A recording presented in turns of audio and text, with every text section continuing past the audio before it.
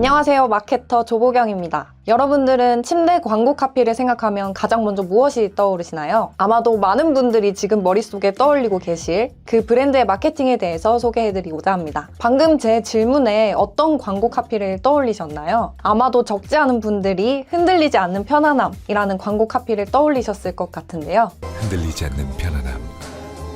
시몬스. 오늘 소개해드릴 브랜드 마케팅 영상은 바로 침대 가구 업체 시몬스입니다.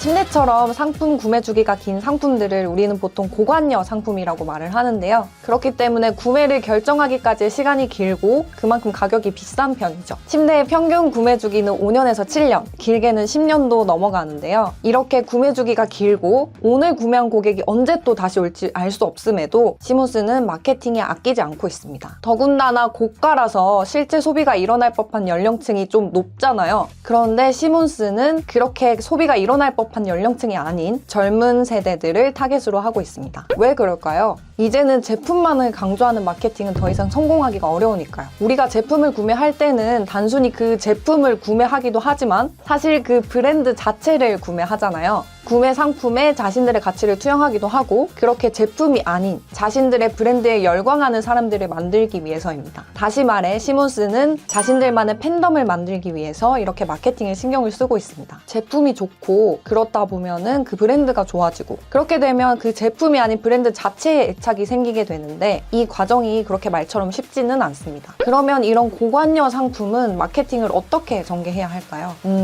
가격이 낮고 우리가 큰 고민 없이 쉽게 구매할 수 있는 저관여 상품, 즉 로우엔드 군들과 비교를 해볼게요. 저관여 상품에는 보통 식품, 생활용품, 저렴한 소비재 상품이 해당이 되겠죠. 이런 상품 구매 경로는 보통 우리가 검색을 통해서 구매를 하게 됩니다. 포털 사이트든 아니면 오픈마켓이든 경쟁사들이 그만큼 많아서 꼼꼼하게 비교 구매가 이루어지는데요. 그러니까 쉽게 말해서 이런 저관여 상품들은 검색 중심의 마케팅을 구사하고 있습니다. 쉽게 말해서 키워드 검색 광고를 진행하고 효율이 그쪽도 더 높겠죠. 반면 고관여 제품, 즉 하이엔드군은 기술, 품질과 더불어서 감성적인 판단이 더 작용하게 됩니다. 한 번 사면 오래 쓰는 제품들은 우리는 보통 매장이건 그리고 자사몰이건 여러 번 방문을 하고 숙고 후에 구매를 하게 됩니다. 이 제품을 구매했을 때의 만족감과 우월감을 느끼는 것도 중요하죠. 서론이 좀 길어졌는데 오늘은 고관여 상품을 판매하는 시몬스가 이 감성을 어떻게 풀어나가고 있는지를 말씀드리고자 합니다. 시몬스는 150주년을 맞아서 이 브랜드 활동에 변화가 필요하다고 느꼈다고 해요. 몇십 년이 넘는 시간 동안 기능과 품질에 대한 마케팅은 꾸준히 이미 해왔고 이제는 좀 다른 접근법이 필요하다고 느꼈죠. 어떻게 첫 관여 시점을 당겨서 어린 세대에게 다가갈 수 있을까? 어떻게 그들에게 힙한 이미지를 잘 전달할 수 있을까를 고민하기 시작했습니다. 그 결과 시몬스는 공간을 공유하기 시작했습니다. 전시와 굿즈를 계속해서 교체해 가면서 시몬스가 창조하는 문화를 소비하게끔 하는 것입니다. 그 문화를 소비하는 것이 바로 브랜드를 소비하는 것이고 그 과정 속에서 제품을 소비하게 되는 건데요. 제품을 소비하면 우리는 애착이 생기고 이것이 팬덤을 만드는 순서라고 시몬스가 밝혔죠. 그들이 추구하는 가치와 기술력, 오랜 역사와 하이엔드 품격 이 모든 것을 시몬스 테라스에서 보여주고 있습니다. 이천에 위치한 이 복합문화 공간은요. 매월 설치 미술과 대중음악 이벤트가 열리고 아주 다양한 사람들이 방문하고 있습니다. 아티스트 전시 공간, 기술 연구소 매트리스 랩, 역사 박물관 헤리티지 앨리, 그리고 호텔 컨셉의 쇼룸까지 시몬스는 이 공간을 통해서 얼마나 디테일하게 경험할 수 있느냐를 보여주고 있었습니다. 좀 오래됐지만 21년 기준 누적 방문객 수가 이미 40만 명을 넘었으며 2030의 구매 매출은 무려 90% 이상 증가했다고 합니다. 이렇게 시몬스 테라스를 통해서 고객 연령층을 확대를 하고 그들이 원하던 힙함까지 챙길 수 있게 되었습니다. 이후 150주년 기념으로 시몬스는 침대 없는 침대 업체 마케팅을 계획을 합니다. 2020년 성수동, 압구정 갤러리아, 부산 점포에 시몬스 하드웨어 스토어 팝업 스토어를 열었습니다. 100여 개가 넘는 굿즈들이 전혀 침대와 관련이 없고 그렇지만 공간 자체가 주는 이 인스타그램업을함에 방문객들이 끊이지가 않았죠. 이처럼 굿즈 마케팅이 가지는 장점은 시몬스에게 특히나 특별합니다. 왜일까요? 단가가 높아서 쉽게 접근하기가 어려운 상품들을 이렇게 굿즈로 치환을 해서 사람들이 쉽고 가볍게 브랜드에 접근할 여지를 주는 거죠. 이렇게 간접적으로 시몬스를 경험한 사람들은 시몬스의 팬덤을 결국 형성하게 되는 거고요. 그리고 청담에 위치한 이 그로서리 스토어에 대해서도 말씀을 드리고 싶은데요. 이 그로서리 스토어는 지역 지역 중심 소셜 라이팅 프로젝트라고 소개를 하고 있습니다. 지역과 지역, 그리고 사람과 사람을 잇고 있는데요. 그렇게 여기도 마찬가지로 시몬스와 연관된 침대, 잠과 관련된 스토어는 아닙니다. 침대 대신에 문화 콘텐츠를 채워져 있는 그야말로 젊은 세대들이 좋아하는 복합문화 공간인 거죠. 외관에 대해서 말씀을 드리고 싶은데 국내에서 보기 힘든 디자인을 취하고 있습니다. 여기 보시는 것처럼 이 기본적인 베이스가 되는 것은 샤키테리숍이라고 하는데요. 이거는 유럽에서 자주 볼 수 있는 육가공 식품 판매점의 컨셉을 차용해 왔다고 합니다. 침대 브랜드에서 웬 육가공 식품 판매점 컨셉이라니 참 특이하죠. 그만큼 그로서리 스토어 어디에서도 침구류의 흔적을 발견하기가 어렵습니다. 건물 1층에는 다양한 시몬스의 굿즈, 그리고 2층에서는 부산의 대표 수제버거 브랜드인 버거샵이 위치하고 있고요. 3층에 가면 침대가 있을까요? 없습니다. 침구류는 등장조차 하지 않고 있어요. 여기는 좀 감각적인 사운드와 영상이 있는 전시 공간입니다. 여기서 시몬스의 광고와 컨셉을 설명한 안내문을 만나볼 수가 있는데요. 시몬스의 브랜드 캠페인을 하나의 미술 작품으로 감상할 수 있는 말 그대로 디지털 아트 전시회가 펼쳐지는 거죠. 뿐만 아니라 다양한 콜라보까지 진행을 하고 있습니다. 패션 브랜드인 호텔 세리토스와의 컬렉션, 스니커즈 브랜드인 캐즈 등등 아주 많은 콜라보레이션을 진행하고 있는데요. 앞서 말씀드린 것처럼 기존에는 흔들리지 않은 편안함을 강조하며 기능 중심의 커뮤니케이션을 펼치고 있었는데, 이러한 시몬스가 바뀌기 시작한 것은 시몬스 디자인 스튜디오를 만든 2015년부터입니다. 시몬스는 디자이너들과 브랜드, 컨텐츠 전문가들을 영입하기 시작하며 2016년부터 브랜드 커뮤니케이션을 바꾸고 있습니다. 실제로 시몬스 코리아의 안정호 대표는 인터뷰를 통해서 그로서리 스토어가 매출과는 무관하게 브랜드 이미지를 구축하는 것이 목표라고 밝힌 바가 있을 정도로 브랜딩에 아주 무게를 싣고 있다고 합니다. 시몬스는 브랜드 커뮤니케이션을 디자인 커뮤니케이션, 비주얼 커뮤니케이션, 스페이스 커뮤니케이션 이렇게 세 가지로 나누었습니다. 이 중에 비주얼 커뮤니케이션이 우리가 흔히 접근할 수 있는 광고, 마케팅 콘텐츠에 해당한다고 보시면 됩니다. 시몬스 하면 아무래도 TV 광고를 뺄 수가 없겠죠. 2017년에 흥행하였던 혼내의 음악이 배경에 깔리면서 화제가 된 TV CF도 기억이 나고요. 그리고 시몬스는 분명히 침대를 파는 업체지만 2019년부터는 본격적으로 침대 없는 침대 광고 시리즈가 나오기 시작했습니다. 거기에 이어서 2022년 1월에 나온 오들리 세티스파잉 비디오 시리즈까지 시몬스의 콘텐츠 대박 행렬이 이어지게 됩니다. 특히나 저는 2022년 브랜드 캠페인이었던 오들리 세티스파잉 비디오가 인상적이었는데요. 해당 영상은 힐링과 칠링, 치유의 메시지를 전달하는 멘탈 헬스에서 영감을 받았다고 합니다. 이 영상에서는 딱히 뭘 하는 것도 아니에요. 그냥 반복되는 소리랑 반복되는 비주얼이 등장을 하는데 해당 영상의 조회수는 2천만 회가 훌쩍 넘고 있습니다. 마음을 치유하는 멍 때리고 볼 수 있는 휴식에 가까운 영상이었어요. 여기서 바로 이 휴식이라는 키워드를 시몬스와 잇고 있는 거죠. 즉 시몬스 브랜드 그 자체를 마케팅하기 시작했습니다. 이후에 가장 최근에는 이제 다시 침대 있는 침대 광고를 선보이고 있는데요. ESG 경영의 일환으로 선제 개발한 불에 잘 타지 않는 난연 매트리스의 기능성을 한껏 강조하고 있습니다. 이 외에도 기존 생산 공장들과는 차원이 다른 1936가지의 청결한 생산 공정과 국가공인 기준보다 높은 극한 R&D 테스트 3편으로 구성이 되어 있는데요. 침대 하나를 만드는데 굳이 할 필요도 없고 심지어 생각할 필요도 없는 부분까지 고려를 해서 완전 무결한 침대를 만들고 있는 시몬스. 고유의 차별점을 강조하면서 시몬스는 왜 다른지, 무엇이 다른지를 명확하게 제시하고 있습니다. 수면은 건강과 직결된다는 메시지와 함께 믿고 쓸 수 있는 안전한 제품만이 이 세상에 유통되어야 한다는 이 소비자들의 니즈를 적극 반영한 전공법 광고를 낸 거죠. 오직 시몬스만 하고 있는 다른 침대 브랜드는 하지 않는 것들을 앞세워서 Made by 시몬스의 정수를 보여준다고 설명하고 있습니다.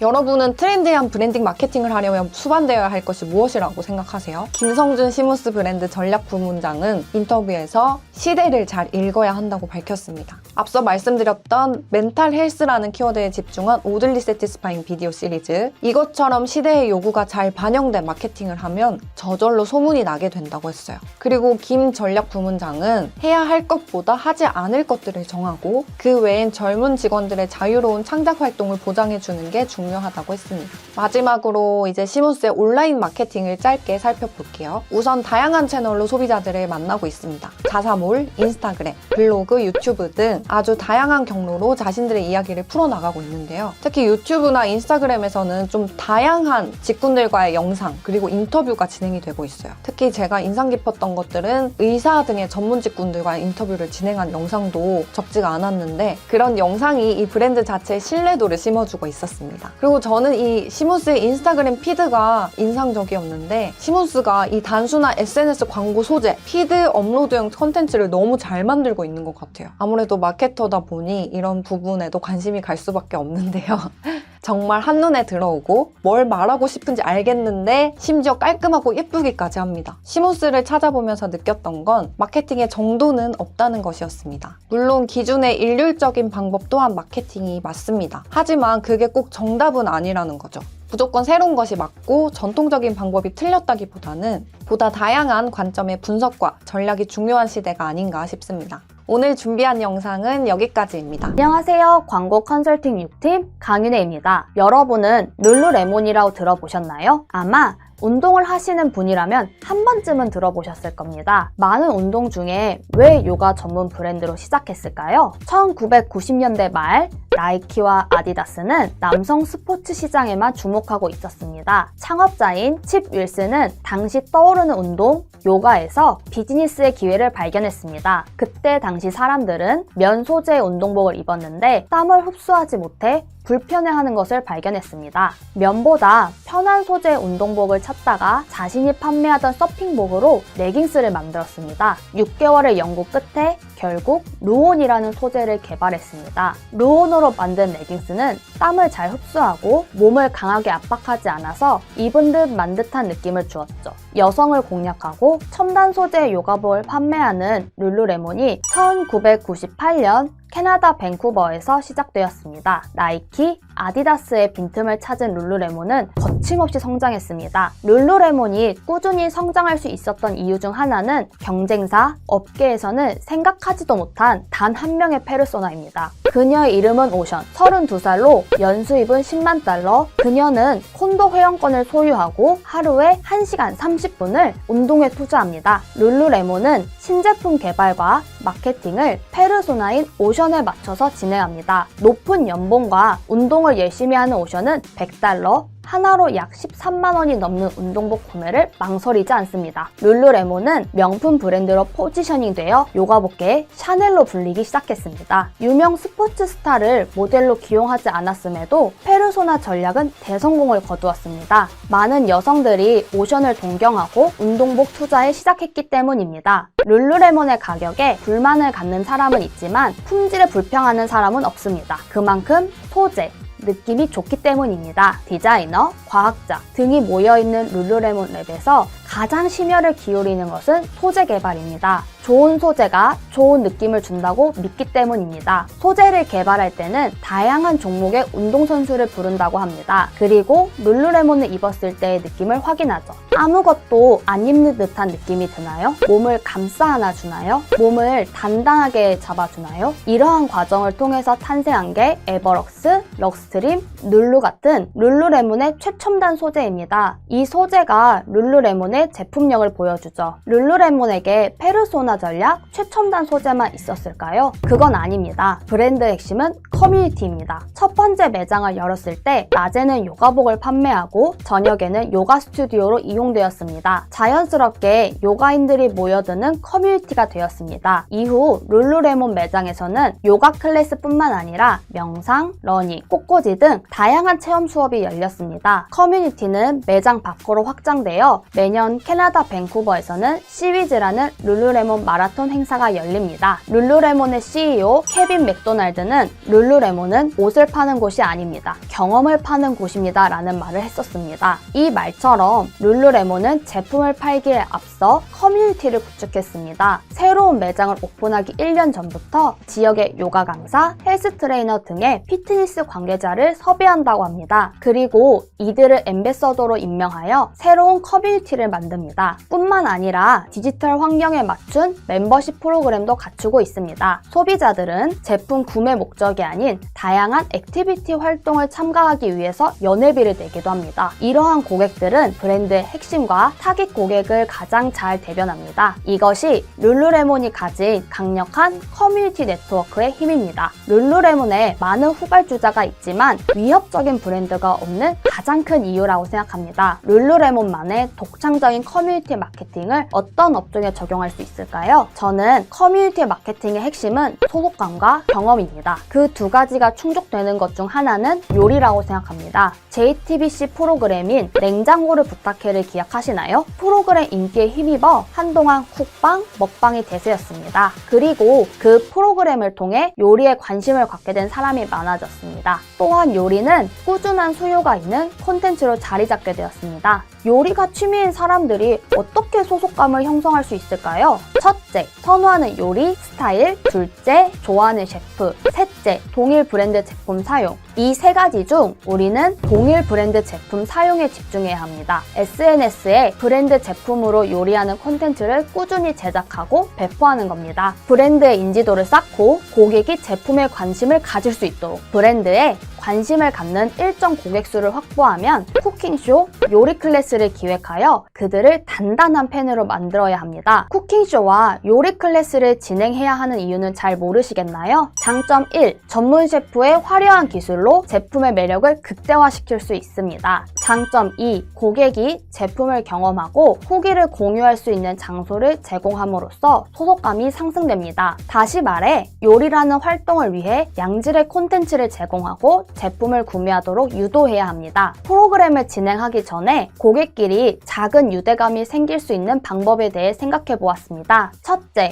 본인 SNS에 제품 구매 인증을 한 고객 중 추첨을 통해 쿠킹쇼, 요리 클래스의 참여자를 뽑습니다. 둘째, 쿠킹쇼, 요리 클래스를 스포하는 듯한 게시글을 올리고 SNS를 팔로우한 고객만 참여 가능하다고 명시합니다. 지금까지 올라온 피드 중에 쿠킹쇼, 요리 클래스와 관련된 숨겨져 있는 키워드를 찾고 정답을 댓글로 남기는 사람들 중 추첨을 통해 쿠킹쇼, 요리 클래스 참여권을 제공하는 겁니다. SNS 공간에 피드를 올리고 댓글을 남기는 행위는 사소하지만 브랜드라는 공통점이 있기 때문에 긍정적인 감정을 형성하는 데 용이하다고 생각합니다. 지금까지 브랜드 룰루레몬의 이야기와 커뮤니티 마케팅 적용 예시에 대해 알아봤습니다. 커뮤니티 마케팅에 대해 자세한 상담이 필요하시다면 아래 연락처로 연락주세요. 안녕하세요, 마케터 조보경입니다. 앞서 보신 음식들 다 너무 맛있겠죠? 음식 트렌드에 관심이 많고 또 인스타그램, 유튜브 등 SNS를 즐겨 하신다면 분명 아시는 게 많았을 거라고 생각합니다. 오늘 소개드릴 브랜드는 현재 가장 트렌디한 외식 업체라는 평을 받고 있는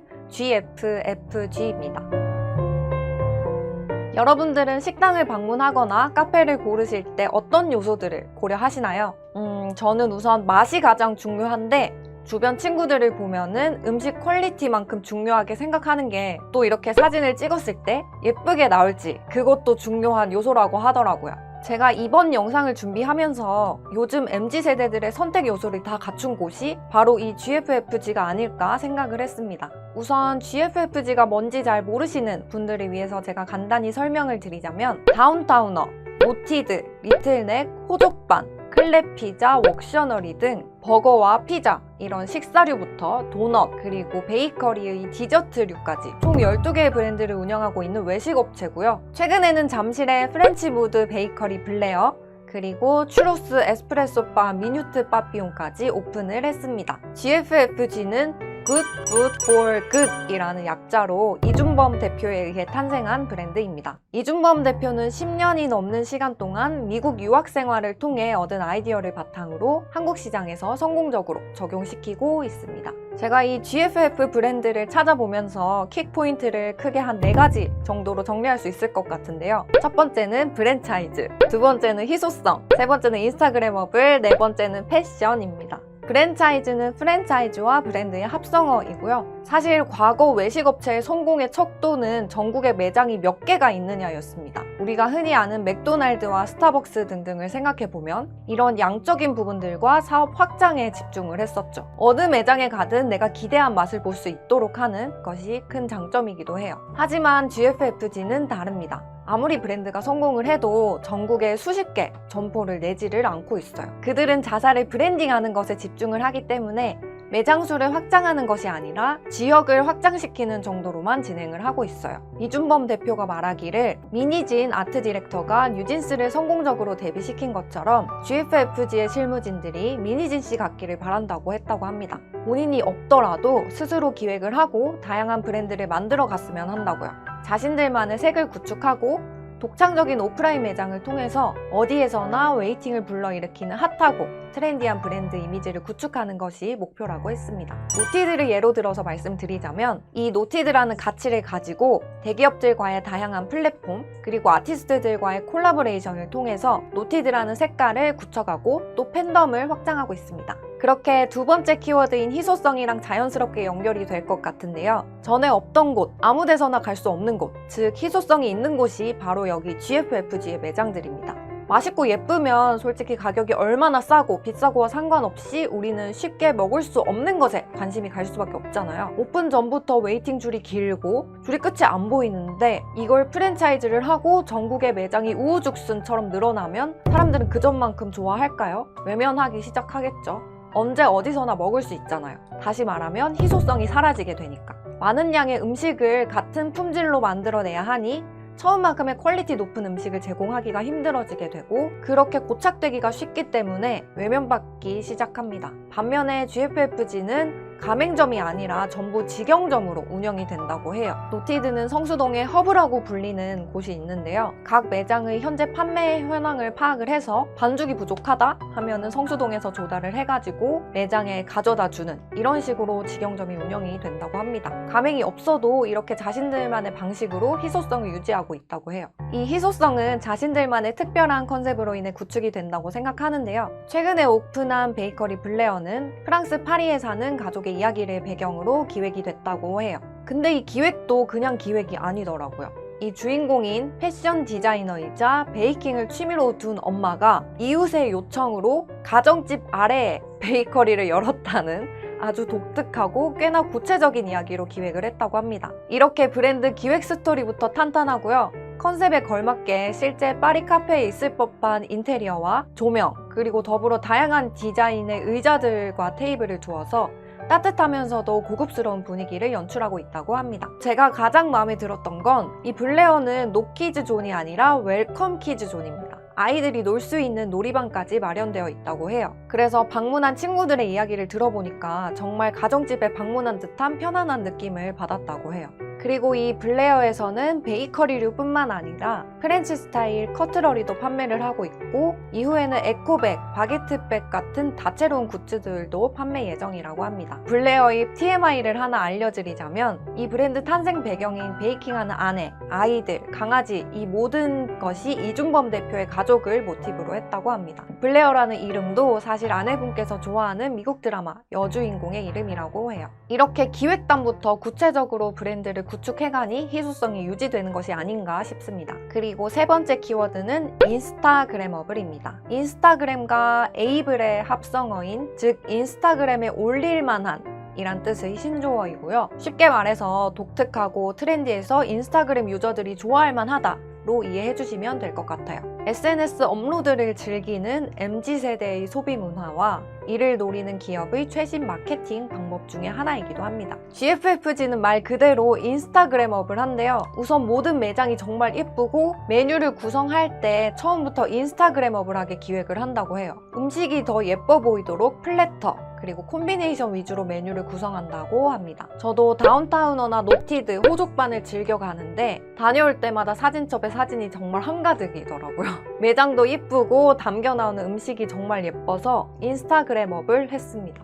여기에 또 패션이라는 네 번째 키워드를 자연스럽게 가져와서 설명드릴 수 있을 것 같아요. 인스타그램업을 하려면 패션업을 해야 하잖아요. 실제로 GFFG의 중역들은 유니클로, 한세실업, 탑10 같은 패션 회사 출신들로 구성이 되었다고 합니다. 매장 인테리어는 물론이고 포장지, 유니폼 전부 패션업을 해서 인스타그램업을 하죠. 실제로 이준범 대표도 패션 업계에서 근무를 했었고 또 패션업과 외식업의 경계가 따로 없다고 하기도 했습니다. 우리는 정말 먹거리가 하나의 패션이 되는 시대에 살고 있어요. 내가 뭘 먹는지가 내 정체성이 되고 있잖아요. 그래서 요즘 요식업에 도전하는 패션 브랜드들이 많습니다. 루이비통, 프라다, 디올, 랄프로렌 모두 카페를 열었죠. 젠틀몬스터도 누데이크 디저트 카페를 열었고 베트멍은 모스크바에서 베트멍 버거를 팔기도 했습니다. GFFG는 정말 패션업을 한데요. 보시는 것처럼 이렇게 무신사, 피처스, 라이스 고스트 클럽과 협업을 해서 그들만의 세련된 패션 감각을 내세우고 있죠. 이 외에도 카카오와 삼성전자, 이니스프리, 스파오, 롯데제과 등 이렇게 큼직큼직한 기업들과 콜라보레이션을 진행하기도 했습니다. 이준범 대표도 매출이 오르기 시작한 시점이 비주얼이 갖춰졌을 때라고 말하기도 했는데요. 일례로 이준범 대표는 햄버거 사진을 몇백만 개를 봤다고 해요. 그만큼 외적이고 패션을 사업의 중요한 부분으로 인식했다는 거죠. 제가 봤을 때 GFFG는 바이럴 성향이 매우 강한 브랜드입니다. 그리고 또 이 바이럴 요소를 통해서 유입된 소비자들에게 그 이상의 만족감을 선사하면서 더욱더 성장하고 있는 브랜드죠. 먼저 패셔너블한 디자인을 통해서 눈길을 끌고 그리고 다양하고 예쁜 플래터 그리고 콤비네이션을 통해서 인스타그램업을 하도록 유도를 하고 이게 어떤 브랜드의 음식인지 궁금하게 만들고 먹어보고 싶다고까지 생각이 들게 하잖아요. 이후로는 자신들의 매장을 계속해서 확장하지 않고 희소성을 유지를 하면서 자신들의 프랜차이즈를 계속 구축하고 있는 GFFG였습니다. 사실 GFFG는 인스타그램은 물론이고 네이버 블로그 또한 빼먹을 수가 없는데요. 현재까지는 네이버 블로그가 큰 키워드 그리고 중대형 키워드를 제외하고는 스마트 블록이 아직까지 생성이 안 된 게 많거든요. 그런데 노티드, 리틀넥 등등에서는 이미 스마트 블록이 생성될 만큼 월간 검색량도 많고 블로그 포스팅도 많이 발행되고 있습니다. 여러분 오늘은 이렇게 외식 사업 브랜드인 GFFG 마케팅 포인트를 같이 짚어가면서 살펴봤는데요.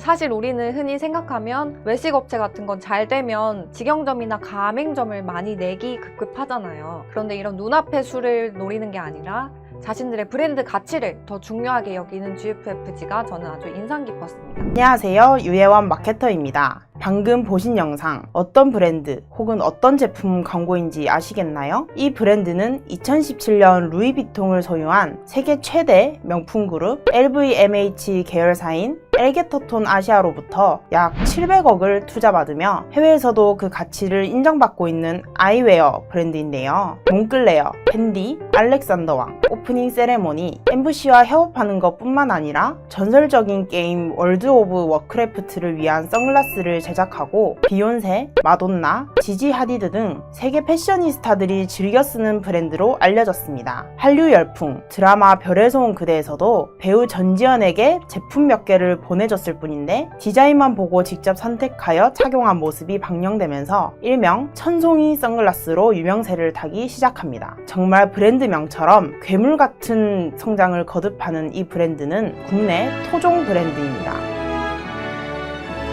계속해서 상반된 요소를 결합하는 일명 석기 전문 브랜드. 겉모습은 젠틀해 보이지만 내면에는 몬스터 같은 욕망이 있는 소비자를 공략하는 젠틀몬스터입니다. 젠틀몬스터, 어떻게 10년 만에 글로벌 명품 브랜드 대열에 합류할 수 있었을까요? 석기 전문 젠틀몬스터는 1차원적으로 봤을 때 그저 선글라스, 안경을 판매하는 브랜드인데요. 우리가 일반적으로 생각하는 동네 근처 체인점 안경점의 느낌과는 사뭇 다르다고 느끼셨을 겁니다. 저가의 비용도 아닌데 20, 30대들이 열광하는 이유 정말 궁금하시죠? 우선 젠틀몬스터는 아이웨어 브랜드답지 않게 계속해서 제품이 아닌 공간을 만들어냅니다. 독특하고 다소 난해하다고 생각할 수 있는 예술품을 설치해서 갤러리에 온 듯한 느낌을 주는가 하면 북촌의 가장 오래된 목욕탕을 개조하여 만화방 컨셉의 쇼룸을 선보였죠. 저는 이렇게 제품이 아닌 공간을 선보이는 것, 이게 가장 인상 깊었습니다. 공간에서는 제품을 단순히 전시하는 것이 아니라 3층 정도 크기의 쇼룸이라면 1층과 2층은 현대학적인 예술품이 전시되어 있고 가장 고층에 들어서야만 제품들이 예술품 중간중간에 녹아져 있더라고요. 마치 판매에 중점을 두며 수직적인 판매자, 소비자의 관계 형성이 아닌 경험 공유에 중점을 두어 수평적인 함께 경험을 공유하는 느낌이라는 것이죠. 그렇다면 과연 그들은 매장만 섞었을까요? 제품에서도 브랜드 컬러가 아주 확실하게 드러납니다. CD, 연필, 수갑 등 아이웨어와는 전혀 연관이 없는 물건들과 이상한 듯 이상하지 않고 색다른 조합의 제품을 만들기 시작합니다. 사람들은 공간을 경험하는 동시에 낯설지만 새롭고 재미있는 물건을 경험하러 가는 것이죠. 너도 나도 선글라스를 껴보고 사진으로 남기고 SNS에 올리고 그렇게 자연스러운 바이럴이 형성됩니다. 혹시 코스메틱 브랜드 템버린즈와 디저트 브랜드 누데이크 들어보셨나요? 이 두 브랜드도 정말 독특한 느낌을 많이 주는데요. 두 브랜드도 모두 젠틀몬스터에서 만든 브랜드입니다. 이렇게 말씀드리니 템버린즈와 누데이크도 계속해서 무언가를 섞었던 기억이 나시나요? 템버린즈, 클러치와 핸드크림을 섞죠. 핸드크림을 쓸수록 구겨지는 패키지를 마치 때가 탈수록 멋스러운 가죽 가방 같은 느낌을 주고자 했다고 합니다. 그뿐일까요? 심지어 누데이크도 섞기 시작했습니다. 인스타그램에서 굉장히 핫한 입빵, 케이크와 크루아상을 섞었습니다. 어떻게 이렇게 절묘하게 섞는지 정말 궁금하시지 않나요? 저는 직원들에게 이 해답이 있다고 생각합니다. 조향사, 파티시에, 소믈리에, 미디어 아트 전문가, 로봇공학자 같은 아이웨어 브랜드라고 믿기지 않는 직원 구성이죠. 젠틀몬스터의 첫 전성기는 2014년 별에 솟은 그대가 방영된 시점입니다. 젠틀몬스터도 과연 물 들어올 때 노저었을까요? 판매처를 늘리고 유명 인플루언서에게 협찬하고 광고를 계속해서 늘리고 정답은 플래그십 스토어입니다. 그렇다면 플래그십 스토어에서도 정말 뻔하게 앞에 드라마 방영 사진을 캡처한 현수막을 걸고 매장 내에는 전지현이 착용한 선글라스부터 제품들만 쭉 전시했을까요? 아닙니다. 1층에는 초현실적인 예술 작품들을 전시했습니다. 마치 전시회처럼요. 코로나 때문에 온라인 시장이 활성화되는 그 시점까지도 하우스 도산이라는 대형 플래그십 스토어를 열게 됩니다. 저의 일은 브랜드업입니다. 김한국 대표는 당장의 매출에 급급하지 않고 고객들이 우리 브랜드에서 뛰어놀 수 있는 그런 환경을 제공합니다. 젠틀몬스터의 핵심 철학, 세상을 놀라게 하라입니다. 그에 따라 제품을 출시할 때도 항상 설레임이 기준이 되는데요. 내가 설레이지 않으면 소비자들도 설레이지 않는다라고 생각한다고 합니다. 누군가의 설레임들이 만나 세상을 놀래키는 것이죠. 기나긴 역사 없이도 세계적인 명품 브랜드로 등극하기, 새로운 포지셔닝을 했기 때문입니다. 매장은 제품을 단순히 구매하고 판매하는 장소가 아닌 브랜드를 보고, 듣고, 느끼는 경험의 공간으로 활용한 것입니다. 이처럼 젠틀몬스터는 전환이 아닌 브랜드를 목표로 새로운 시각에서 새로운 편집의 가능성을 열어뒀다고 생각합니다. 사람들은 늘 익숙한 것에 질려하기 때문에 항상 자극이 필요하다고 생각하는데요. 노이즈 마케팅이 마케팅의 일환으로 자리를 잡을 수 있었던 것도 결국 자극으로부터 나오는 충격에 의해 뇌리에 깊게 박히기 때문이죠. 새로움에서 오는 설레임, 짜릿함, 새학기가 시작되고 새해가 시작될 때마다 우리는 새로운 마음가짐을 가지게 되고 그 처음이 항상 우리를 설레게 합니다. 젠틀몬스터는 이처럼 설레임들이 모여 제품을 출시하고 플래그십 스토어를 제공하며 소비자들에게 그 설레임을 나누었기 때문에 정말 몬스터 같은 파급력이 있는 브랜드가 되지 않았나라고 생각합니다. 단순한 퍼포먼스적인 부분에서 바라봤을 때 제품과 브랜드명이 들어간 소재를 디스플레이 광고에서 방대하게 노출만 하는 게 브랜드가 다가 아니라는 것이죠. 젠틀몬스터는 판매 양보다는 브랜드 퀄리티에 중점을 두고 길게 그리고 멀리 봤기 때문에 고객이 자연스럽게 브랜드를 찾아가도록 하지 않았나라는 생각이 듭니다. 우리가 인플루언서에게 돈과 제품을 제공하면서 협찬하는 것이 아니라 인플루언서가 직접 찾아오게 만들고 소비자 간에 자연스러운 바이럴이 형성되면서 계속해서 그 브랜드가 궁금해지는 이것이 진짜 브랜딩이라는 것이죠. 프로모션을 기획하고 이벤트를 자주 여는 것, 브랜드와 관련된 광고를 계속 진행하는 것, 단순히 생각보다 반응이 별로라서 혹은 이미 장사가 잘 되고 있는데 굳이 라는 생각이시라면 이번 영상이 광고주님 생각의 전환에 많은 파급력이 있었으면 합니다. 다음에는 또 다른 브랜드 영상으로 찾아뵙도록 하겠습니다. 안녕하세요. 마케터 조보경입니다. 여러분에게 집이라는 공간은 어떤 의미인가요? 사실 우리는 살아오면서 어떠한 고정적인 형태의 가정, 집, 내지는 인테리어 속에서 살아왔습니다. 그래서 막연히 인테리어라고 떠올리면 자연히 머릿속에 그려지는 장면이 각자 있을 거라고 생각을 해요. 저 같은 경우에는 거실 안에 소파, TV, 에어컨이 있고 같이 TV를 보면서 이야기를 할 수 있는 아늑한 공간이 떠오르는데요. 하지만 또 다른 사람들의 이야기를 들어보면 거실에는 책장과 책상만 있는 등 집의 형태는 좀 각자 조금씩 다르고 그 사람의 취향과 생각이 그대로 반영이 되어 있다고 할 수 있습니다. 오늘 소개해드릴 브랜드는 이렇게 다른 서로의 집을 공유하고 또 물건까지 구매를 할 수 있는 홈 퍼니싱 업체 오늘의 집입니다.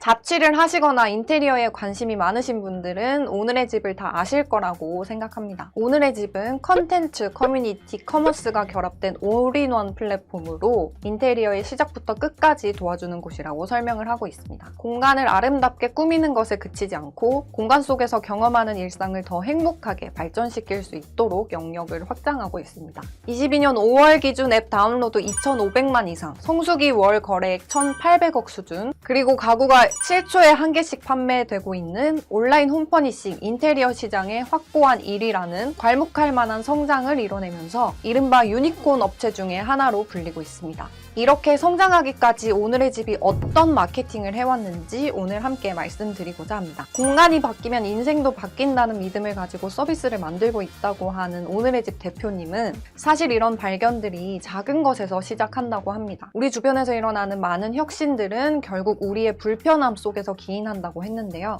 오늘의 집도 마찬가지로 대표의 소비자 경험을 통해 발견한 문제로 탄생했다고 합니다. 우연히 친구 집에 방문을 했다가 전혀 다른 집의 구조를 보고 감명을 얻어서 이 사업을 시작하게 되었다고 하는데요. 사실 조명 하나를 바꾸기만 해도 이 공간에 주는 분위기가 많이 바뀌잖아요. 그런 것들을 알리고자 이 오늘의 집을 시작하게 되었다고 합니다. 오늘의 집은 말 그대로 콘텐츠에서 시작을 했습니다. 공간을 꾸미는 유저들의 사례가 가득한 콘텐츠에서 시작을 했는데요. 온라인 집들이와 인테리어 노하우 등 다양한 인테리어 콘텐츠들을 제공하면서 누구나 쉽고 재미있게 공간을 변화시킬 수 있도록 돕고 있습니다. 그런 의미에서 저는 오늘의 집을 3가지 키워드로 정리할 수 있을 것 같습니다. 첫 번째는 전시, 두 번째는 공유, 세 번째는 올스탑 서비스입니다. 이 3가지에 대한 내용을 차차 설명드리도록 하겠습니다. 이 오늘의 집 콘텐츠 마케팅은 초기 많은 커뮤니티 형태의 팬을 확보하는 데 기여를 했습니다. 지속적인 관계 형성을 통해서 오늘의 집 콘텐츠를 소비하면서 자연스럽게 앱 다운로드까지 연결이 되는데요. 이후 2018년부터는 본격적인 퍼포먼스 마케팅도 도입을 하고 다양한 광고 매체를 통해서 앱 다운로드를 유도해서 이용자를 점점 늘려가고 있습니다. 페이스북 채널의 앱 기반 디스플레이 광고, 그리고 구글 매체에서는 직접 제작한 다양한 광고 소재를 바탕으로 디스플레이 광고를 진행을 했는데요. 역시 최적화된 타겟에게 최적화된 메시지를 제공하기 위해서 노력을 하고 있습니다. 오늘의 집이 2,500만 이상의 앱 다운로드라는 효과를 낼 수 있었던 것은 SNS 기반의 콘텐츠 마케팅이 유효했다고 생각합니다.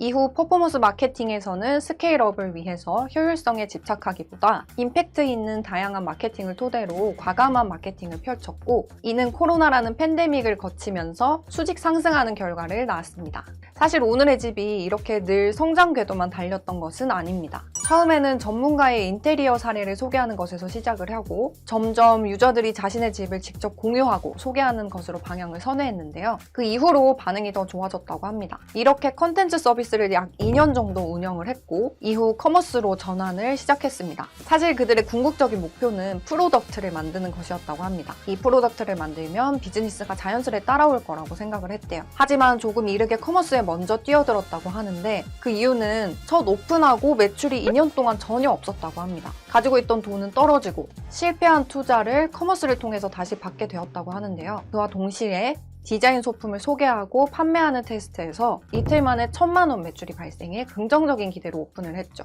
하지만 오픈 일주일 후 매출이 0원이었다고 합니다. 오늘의 집도 이 매출을 극복하기 위해 컨텐츠 마케팅에 이어서 퍼포먼스 마케팅에 심혈을 기울이기 시작했는데요. 사실 이렇게 극복하기 위한 노력들이 바로 긍정적인 결과를 본 건 아니라고 합니다. 1, 2년이라는 긴 시간 동안 정말 수백 가지의 노력들이 점철되어서 매달 조금씩 성장하는 모멘텀이 만들어졌고, 이렇게 될 수 있었던 건 바로 데이터 덕분이었다고 합니다. 서비스에 몇 명이 접속을 했고 그 사람이 얼마나 조회하고 구매했는지 확인을 하는 이런 퍼널들을 통해서 어느 페이지에서 이탈을 하는지, 그리고 왜 이탈하는지 고민을 하고 그 가설들을 가지고 실행을 하다 보면 구매 전환율이 올라갔다고 합니다. 이렇게 끊임없이 분석을 하면서 더 많은 사람들이 구매를 하는 쪽으로 발전하게 되었다고 해요. 이 과정은 저와 같은 퍼포먼스 마케터들도 늘 하는 고민과 그 접근법입니다. 도달과 유입, 그리고 페이지 뷰, 체류 시간, 이탈하는 페이지, 이렇게 저희도 다 단위를 나눠서 분석을 하는데요. 몇 번째 페이지 뷰에서 구매가 일어났고, 또 이제 앞서 대표님이 말씀해주신 어디서 이탈이 발생했는지, 그 이유는 또 무엇일지 간접적으로 추측하고 가설을 세워가면서 문제점을 찾아가는 과정입니다.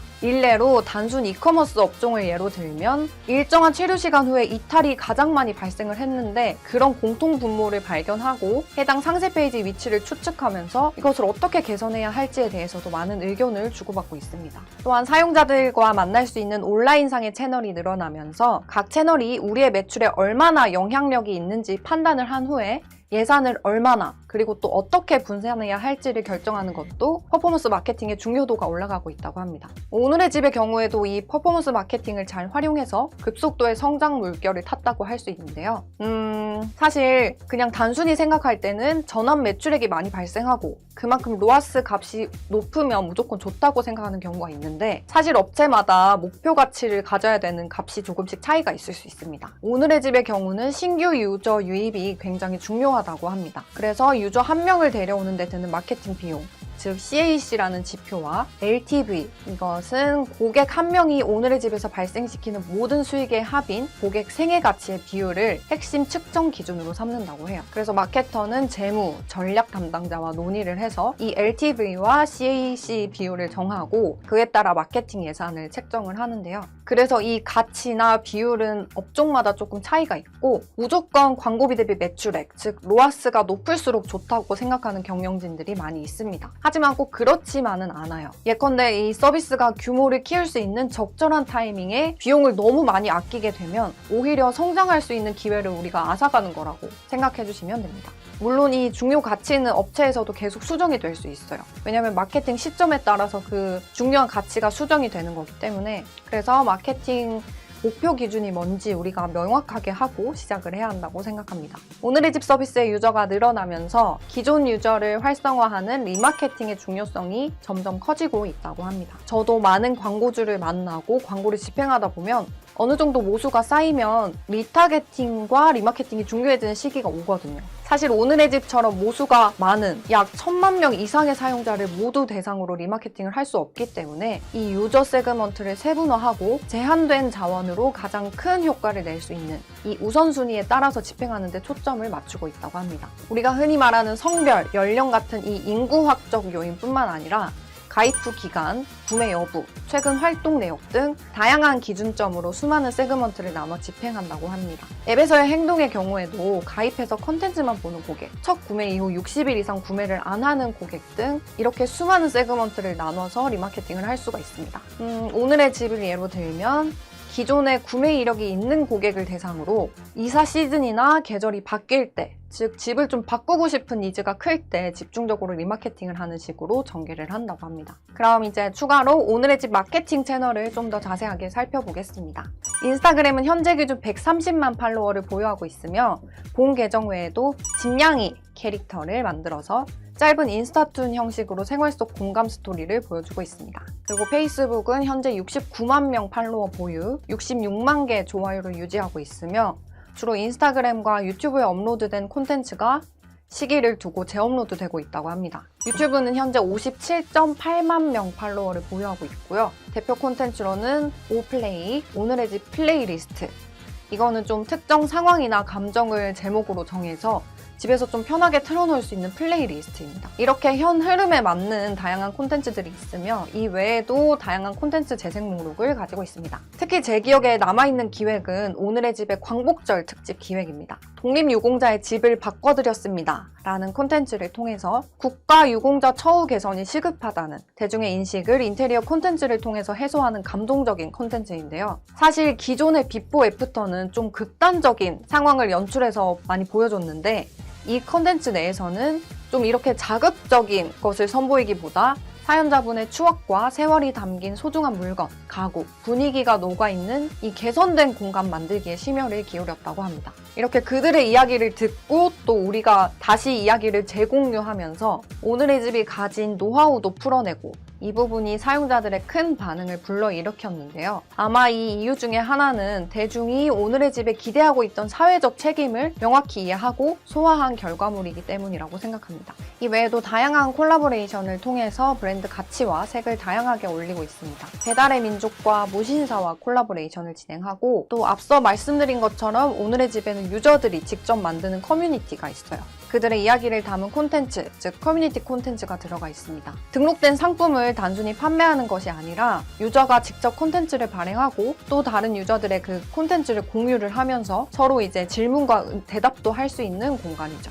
또한 매거진 B와 오늘의 집이 만나서 제작된 오하우스 스페셜 에디션 매거진은 오늘의 집에서 한 해 동안 가장 많이 사랑을 받았던 온라인 집의 36곳이 소개를 되었다고 합니다. 저는 이 오하우스가 재미있었는데요. 오늘 집이 운영하는 이 커뮤니티는 2020년 5월에 시작해서 올해로 3년이 되었습니다. 벌써 8기 서포터즈들이 진행을 했다고 합니다. 누적 활동 서포터즈 수만 1000명이 넘고요. 서포터즈들은 집을 주제로 한 다양한 SNS 콘텐츠를 발행해내는 것이 그들의 임무입니다. 이는 정량적인 수치로 정해져 있습니다. 관련 태그 글을 월 몇 회를 발행해야 하는 등의 일정량이 정해져 있어요. 하지만 오늘의 집은 이 뻔한 방식으로 서포터즈를 운용하는 것이 아니더라고요. 자신들의 유저들의 충성도를 올리고 또 직접 그들을 인플루언서로 만들어주고 있습니다. 단순히 글 업로드를 바라는 게 아니라 기준에 대해 구체적이면서도 자유로운 가이드를 제시를 하고 2주에 한 번 풍성한 선물을 제공하고 있습니다. 그리고 여기서 그치는 것이 아니라 매달 한 회 실시간 라이브를 클래스로 참여를 하도록 해요. 그러면서 이 서포터즈 활동과 참여를 좀 더 적극적으로 유도할 수 있는 장을 만들고 있죠. 또 마지막으로 그들의 기록을 책으로 예쁘게 만들어서 줍니다. 이 프로그램을 런칭한 후로 오늘의 집 방문자 수가 3배 이상 증가했다고 합니다. 이렇게 자기들이 직접 엠넷 우수 활동자들 기준으로 자체적으로 설정을 하고 그 기준에 부합하는 사람들을 서포터즈로 선정을 하면서 그들이 성장할 수 있는 기회도 주고 그와 동시에 자사 우수 컨텐츠도 확보하는 똑똑하게 마케팅하는 오늘의 집이었습니다. 아까 제가 오늘의 집을 3가지로 압축해서 표현할 수 있다고 했는데요. 전시, 공유, 그리고 원스톱 서비스. 사실 집은 단순히 공간적인 의미뿐만 아니라 내 가치를 투영하는 공간이라고 생각을 합니다. 그 공간을 웹상에 전시를 하고 또 공유를 하면서 서로의 가치를 주고받는다고도 할 수 있죠. 오늘은 이렇게 공간을 공유하면서 가치까지 공유하는 오늘의 집과 함께 했습니다. 안녕하세요. AMPM 글로벌 임성준 마케터입니다. 요즘에는 카카오톡 기프티콘으로 선물을 하죠. 주변 지인들의 특별한 날, 축하할 일이 있을 때 너무 흔하디흔한 커피 기프티콘 말고 어떤 걸 선물할까요? 조금 더 가격을 올려보면 건조한 손에 가볍게 바르는 핸드크림, 물론 향을 고려하면서 너무 싼 가격의 핸드크림 말고 조금 더 마음을 담아서 선물한다면 네, 저는 이솝을 선택하겠습니다. 오늘은 호주의 스킨케어 브랜드 이솝에 대한 이야기를 해보려고 합니다.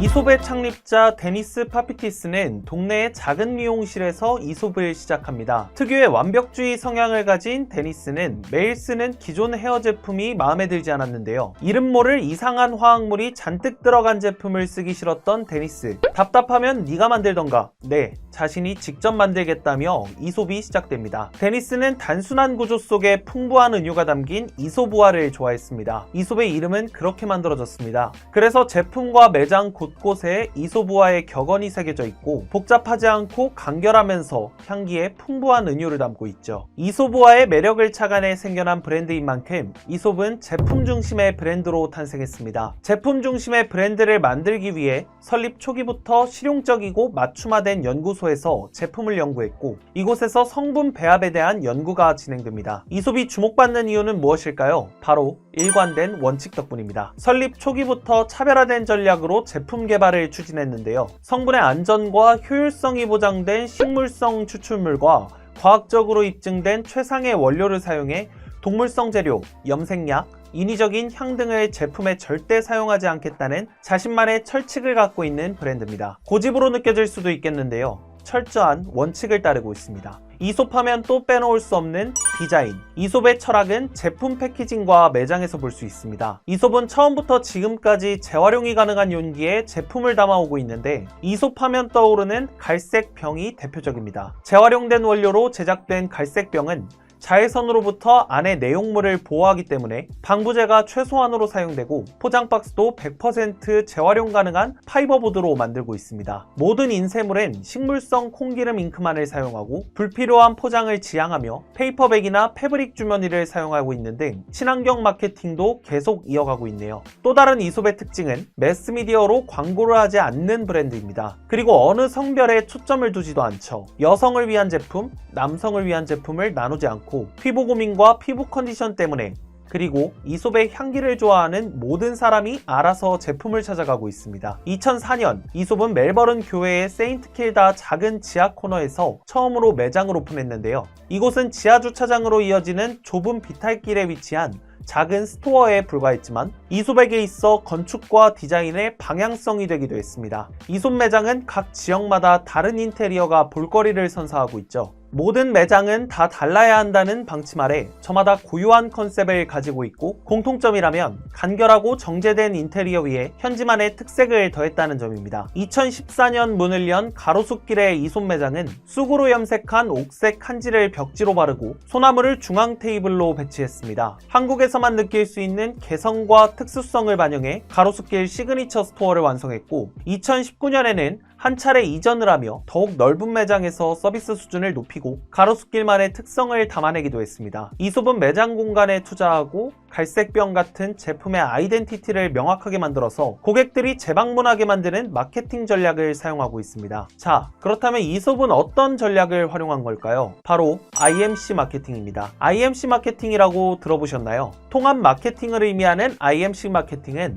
강력하고 통일된 브랜드 이미지를 구축하고 소비자의 구매 행동으로 이끌기 위해 광고와 같은 단일 커뮤니케이션 수단 외에 표적 청중에게 도달하는 데 있어 가장 효과적일 수 있는 매체나 접촉 수단을 적극적으로 활용하는 마케팅 방법입니다. 이게 무슨 말인가 싶으시죠? 보통의 광고가 일방성으로 홍보하는 방식으로 그쳤다면 이 마케팅은 브랜드와 소비자가 소통하는 쌍방성의 방식으로 접근하는데요. 이솝은 소리치기보다 귓가에 속삭인다는 커뮤니케이션 철학을 갖고 제품을 홍보하기 위해 전통적인 광고와 할인 판매 방법을 활용하지 않았습니다. 명품 광고 전략을 택하며 매스미디어의 광고의 노출을 줄이고 희소성을 부각했는데요. 또한 고집처럼 느껴질 수 있지만 브랜딩 과정부터 꾸준히 일관된 메시지를 전달하며 충성 고객 확보와 브랜드 재구매율 상승을 목표로 마케팅을 진행했습니다. 이솝은 2021년 어머니의 날에 미국 소비자들을 대상으로 프로모션 이메일을 발송한 적이 있는데요. 어머니의 날은 낳아주고 길러준 모든 어머니에게 감사의 의미를 표하는 날입니다. 그러나 누군가에겐 힘든 날이 될 수도 있음을 이해합니다. 이런 문구로 발송했습니다. 그리고 한 문장이 덧붙여지는데요. 마케팅 메시지를 받고 싶지 않은 고객께서는 알려주세요. 미국에서 어머니의 날은 소비가 폭발적으로 증가하는 날이다 보니 다양한 브랜드와 유통업계에서 고객들에게 프로모션 이메일을 전송하는데요. 이솝은 브랜드에서 홍보를 위해 보낸 메일이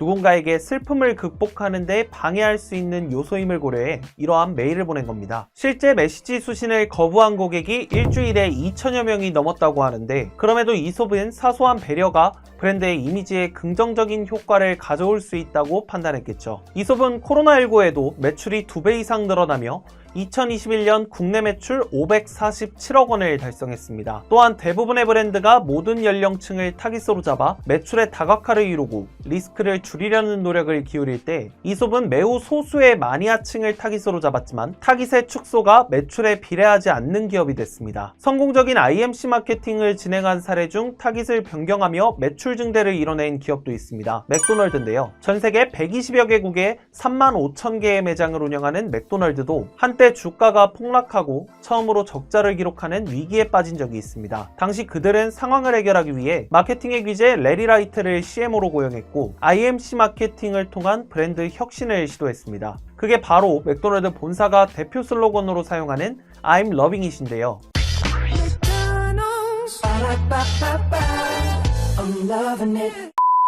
맥도날드는 전 세계 100여 개 국가에 동시에 같은 광고와 정보를 전파하며 브랜드를 홍보했습니다. 그동안 고수해왔던 엄마와 아이를 위한 음식이라는 이미지를 포기하고 35세 이하의 소비자층을 겨냥해 젊고 세련된 이미지를 강조했죠. 소비자가 원하는 맥도날드의 모습을 찾아가기 위해 소통을 이어갔고 이를 통해 맥도날드의 수익은 최상위로 올라가게 됩니다. 자신만의 철학과 가치로 브랜딩을 이어온 이솝. 포화 상태인 코스메틱 시장에서 이솝이 30년 넘게 사랑받을 수 있었던 이유는 이솝만의 확고한 브랜드 철학에 있습니다. 제품에 대한 세심한 열정과 지적이고 지속 가능한 디자인이 그 철학이죠. 또한 과장된 광고와 제품 효과를 약속하기보다는 제품이 가진 그 자체만을 강조하는 마케팅 방식을 고수하고 있습니다. 뚝심과 진솔한 메시지가 이솝을 이 자리로 올려준 거죠. 이솝이 지속적으로 사랑받는 이유는 곳곳에 녹아있는 정체성 때문이지 않을까요? 오늘은 이솝에 대한 이야기를 나눠봤습니다. AMPM 글로벌 임성준 마케터였습니다. 안녕하세요. 유혜원 마케터입니다. 저스틴 비버, BTS, 지드래곤도 사랑하는 브랜드이자 매번 얼굴이 바뀌는 카멜레온 같은 매력을 가진 이 브랜드. 한번 콜라보를 했다고 하면 소비자들이 밤샘에서 오픈런을 하는가 하면 싸우기까지 해서 구매하는 것뿐만 아니라 1인 한정 구매 수량이 정해져 있어도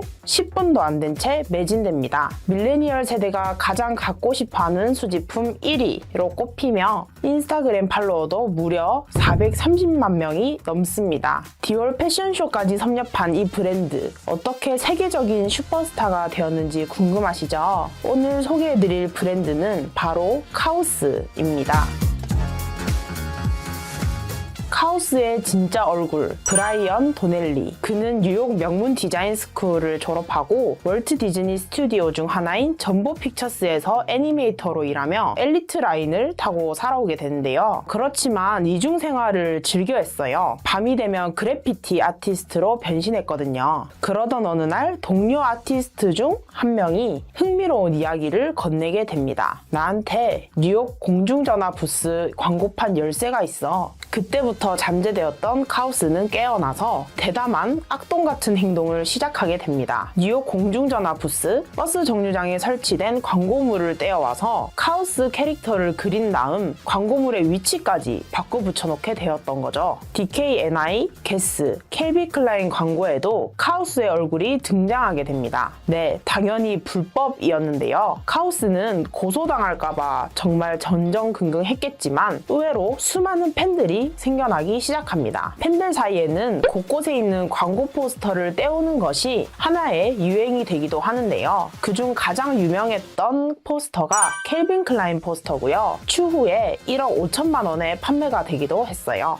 1999년 일본 패션 회사 바운티 헌터와 손잡아서 컴패니언 피규어로 소비자에게 처음 얼굴을 내비춥니다. 500개의 에디션은 판매 시작과 동시에 완판되었고 전 세계에서 가장 인기 있는 수집품이 되었습니다. 이후 카오스는 광고, 토이, 회화, 조각, 그래피티 등 정말 다양한 분야를 넘나들면서 순수 예술과 상업 예술의 경계를 허무는 제2의 앤디 워홀이 됩니다. 여전히 그의 그림 실력에 대해 혹평하는 평론가도 여전히 있을 정도로 실력이 엄청나게 뛰어난 작가는 아닐지도 모릅니다. 그러나 한 가지 확실한 것, 카오스는 본인의 제품을 누구보다 잘 판매하는 마케터도 겸비했다는 것입니다. 20년이 넘도록 본인의 자리를 굳건하게 지킨 비법 정말 궁금하시죠? 첫 번째는 익숙해지기입니다. 스스로 브랜드가 된 아티스트들은 각자만의 상징이 있습니다. 버질 아블로의 쌍따옴표, 무라카이 다카시의 웃고 있는 무지개 꽃 같은, 카오스는 바로 컴패니언이라는 캐릭터입니다. 컴패니언 캐릭터는 사실 누구나 좀 평범하게 좋아할 만한 캐릭터는 아닐 수 있습니다. 미키마우스의 몸을 가졌고 해골 머리를 가졌으며 표정은 전혀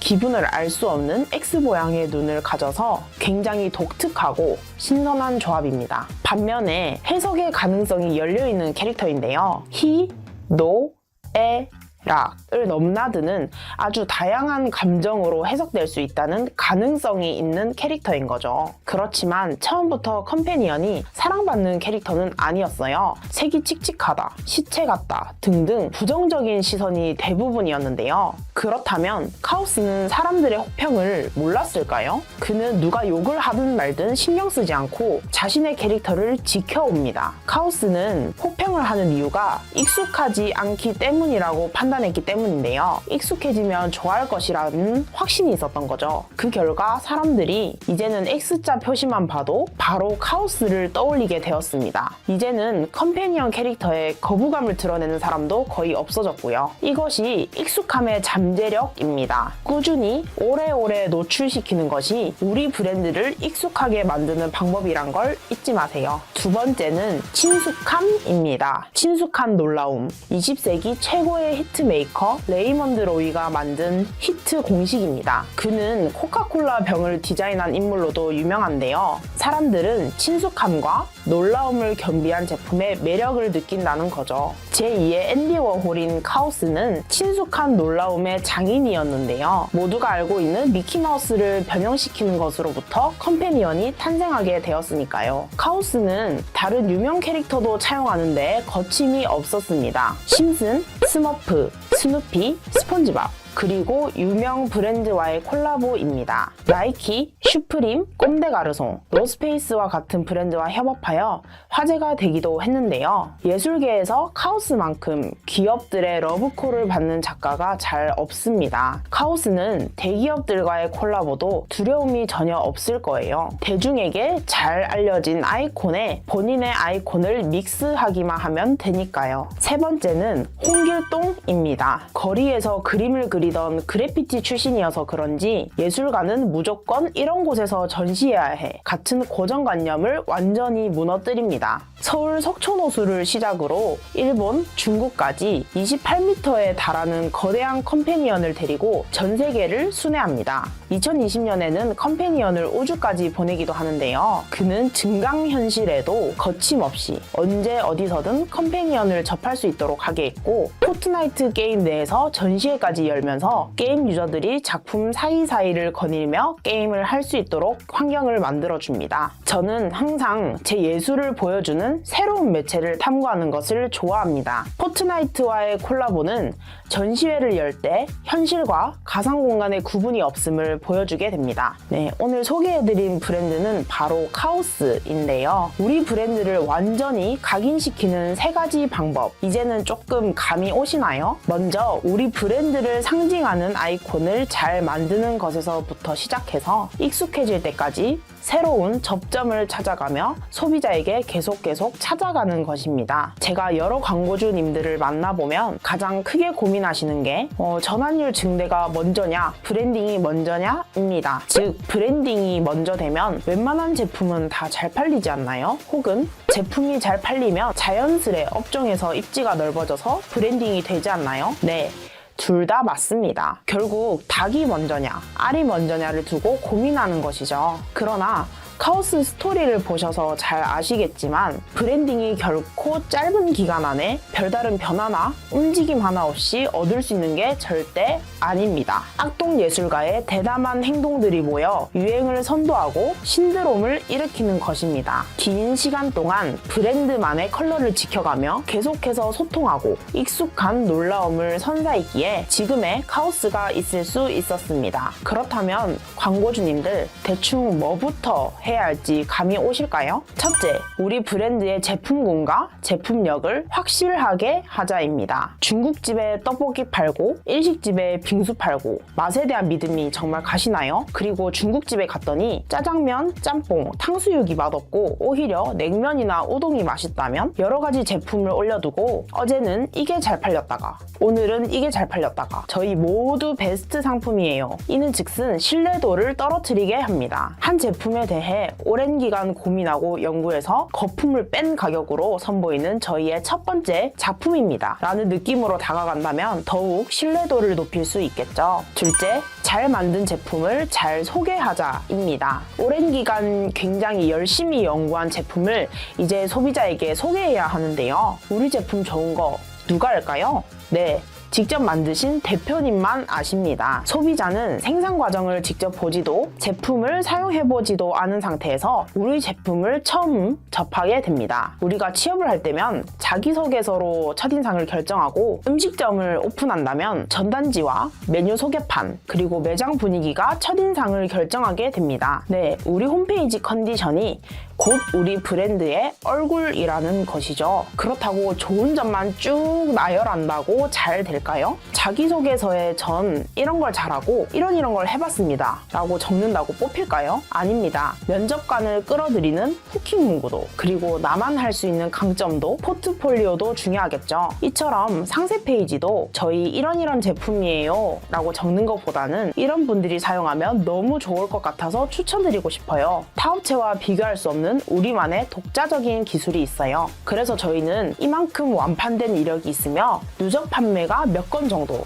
되면서 후기는 이렇게 좋게 적혀 있어요. 이런 식으로 구성을 하신다면 더욱 매력 있는 홈페이지가 되지 않을까 싶습니다. 이렇게 내실이 좀 잘 구축된다면 셋째, 익숙해지기입니다. 소비자들에게 인지시키기 위해 포털 DA, 네트워크 DA, 메타, 유튜브, 틱톡 등의 매력 있는 콘텐츠로 다가가 꾸준하게 노출시키는 것입니다. Just do it, 흔들리지 않는 편안함. 카피만 들어도 어느 브랜드인지 벌써 아시겠죠? 우리의 브랜드를 나타낼 수 있는 좋은 카피에 우리 브랜드만의 컬러가 입혀진다면 오랜 기간 소비자들에게 친숙하고 익숙한 브랜드가 될 수 있지 않나라고 생각합니다. 그럼 다음에는 또 다른 브랜드로 찾아뵙도록 하겠습니다.